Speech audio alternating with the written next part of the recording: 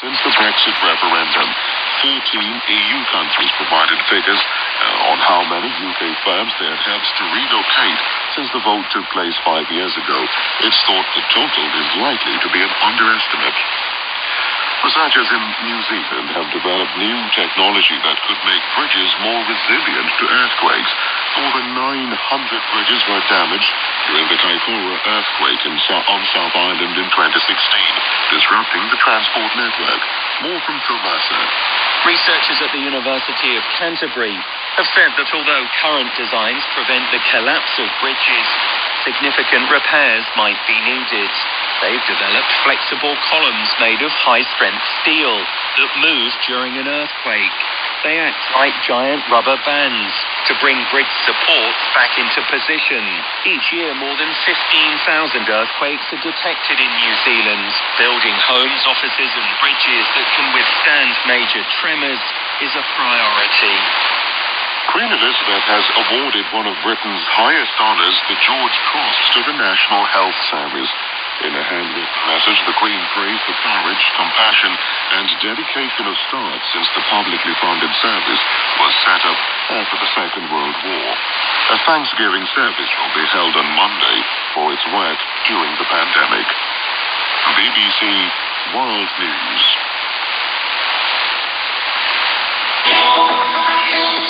Thank you for the latest news update. Hello, welcome. You are listening to Newsday on the BBC World Service. Great to have your company. Claire McDonald and Lawrence Pollard with you. Coming up, we'll go to Afghanistan next as US troops pull out and the Taliban gain ground. We'll tell you all about history being made in Chilean politics with an indigenous woman being elected to the Assembly's leader there, a first anywhere in the world. And anxiety from COVID. We're going to be taking a look at that across the program today. We're going to start in Australia. Many cities remain in lockdown, and psychologists are warning that the prolonged mental health consequences of COVID will be similar to those felt after a war. All coming up here on Newsday. Stay with us.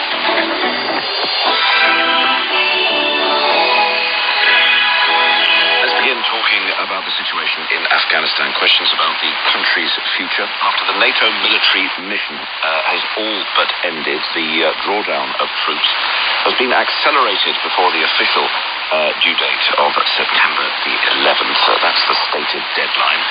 US forces have left the main air base at Bagram. Some forces remain on the ground to protect embassies and the airport in Kabul, but there appears to be a deteriorating security situation around the country. To discuss some of these future issues, we're joined by former Finance Minister Dr. Omar Zakirwal, who was also involved in talks between the US and the Taliban as well, playing a role in that movement. He's now launched a pro-peace Afghanistan salvation movement. Dr. Zakirwal, welcome to the program. Doesn't seem the best time to launch a pro-peace movement. What are you hearing about the security situation in areas outside Kabul? Many of them seem to be falling to the Taliban. What is happening? Unfortunately, it's rapidly deteriorating. District after district across the country are falling into the hands of the Taliban. And it seems that there wasn't much of a plan for it. The government, it seems, in quite a disarray. There wasn't much of a preparation for it to begin with. I think the expectation, even though the writing was on the wall, that the U.S. forces were well placed, as it said. And on part of the Afghan expectation was that before the complete withdrawal of U.S. forces, the U.S. will make sure that there is a peace settlement. And that expectation did not materialize, and we ended up in the situation we are in. And when we hear of the Taliban take over districts, how do they take over? Do they do what I mean, all the peace discussions and the negotiations were supposed to be guarantees of respect of rights that have been won in the past 20 years. Cynics were cynical about it, but many people thought it might happen. What are you hearing about what happens when the Taliban take over? Do they impose Sharia? Do they impose, in effect, a caliphate? What happens when they take over a district? It is hard to tell. I mean, again, by the behavior of Taliban in districts, you can't conclude that that's what it would be. Right now, they're taking control of the districts without much of a fight. I mean, again, the morale within the security forces has broken down, and they just surrender. But it's not in districts where there are fears of Taliban to the extent they are in the city. Girls' education is, particularly universities and all that, and in the presence of a more modern life is more in the city. They haven't come down to those doors yet. So you say yes. That's quite an ominous phrase, Dr. Zakil. Well, you say they haven't come down yet. That's just a matter of time, is it? We're looking at the taking of major cities. I mean, that sounds like a recipe for civil war, doesn't it?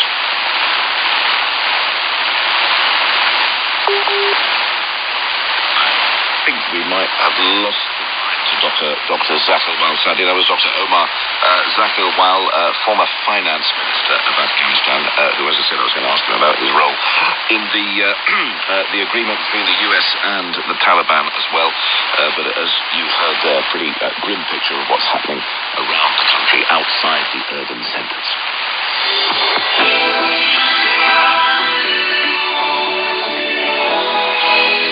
Now, let's tell you about a big moment for South America. An indigenous leader has been elected as president of Chile's new Constitutional Assembly during its inaugural session. Addressing the assembly in both the Machupi language and Spanish, Elisa Loncon said that the new constitution would turn Chile into a multicultural society which would respect the environment and the rights of all groups in society. For more, I've been talking to Ashlyn Lang, the Reuters news agency correspondent in Chile. Chile embarked at the end of 2019 on a lengthy process of tearing up the constitution that was sort of handed to it during the dictatorship of Augusto Pinochet and rewriting a new constitution. It was a key demand of fierce social protest that broke out in October 2019, and it has culminated in the choice of a president from the indigenous Mapuche grouping, a woman. In Chile, indigenous people have not been recognized in the current constitution, so for them to be recognized, let alone picked to lead the body that will redraft the Magna Carta, is really very significant. Chile is also unique in that the body that will draft its new constitution will be an equal split of men and women. That's never happened in the world before, so it's a moment that Chileans feel understandably very proud of. Tell us about her then. Who is Elisa Loncon? Well, she's 58. She is politically independent. She's one of 17 indigenous people who sort of had seats reserved for them on this body of 155 constituent delegates to redraft the constitution. She is a university professor. She has studied abroad in Holland and in Canada. She is an activist for Mapuche educational and linguistic rights.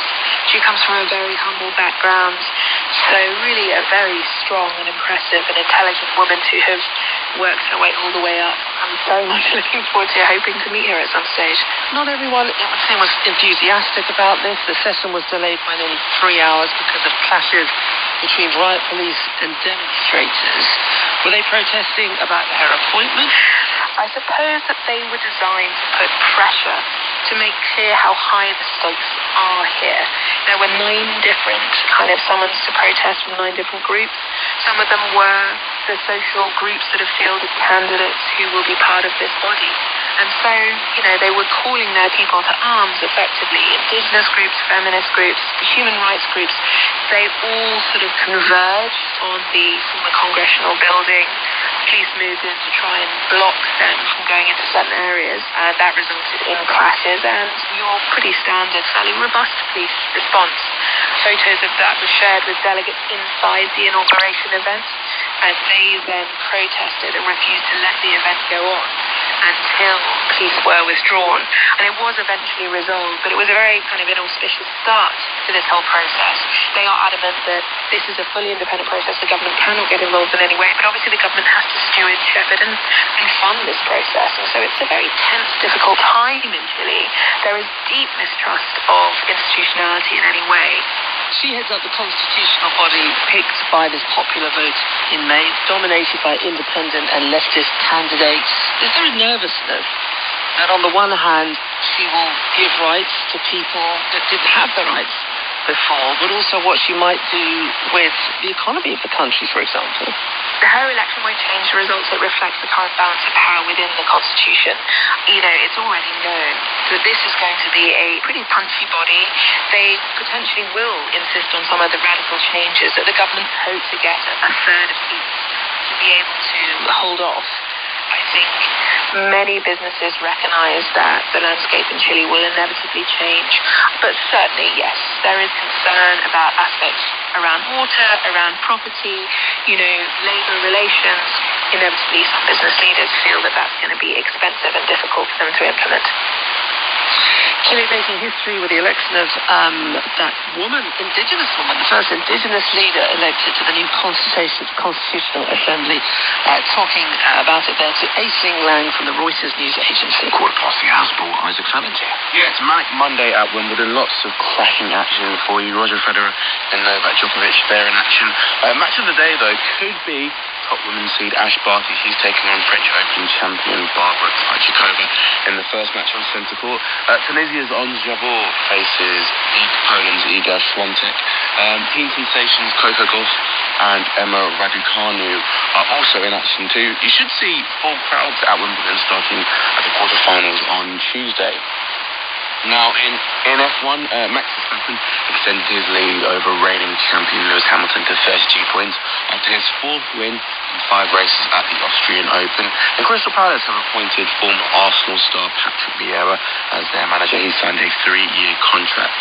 Australia's Ben O'Connor soloed to victory on stage 9 of the Tour de France as Tadej Pogacar extended his overall race lead in the Tour de France. And there was a Diamond League meeting in Stockholm where Beatrice Asalingi ran a national record for Namibia, finishing 3rd in the 200 metres. A name to watch for the future, guys. Thank you very much indeed. Half an hour, there's more from Isaac. Let's get you updated on the business news now. Andrew Wood is standing by, the business desk in Hong Kong. Andrew, let's talk about Didi, the Chinese main ride-hailing app. It was celebrating a successful launch on Wall Street last week, but Chinese regulators have given investors a nasty shock, haven't they? Yeah, the Chinese cyberspace regulator has told app stores that have the Didi app to basically stop stocking it, so people can no longer download it.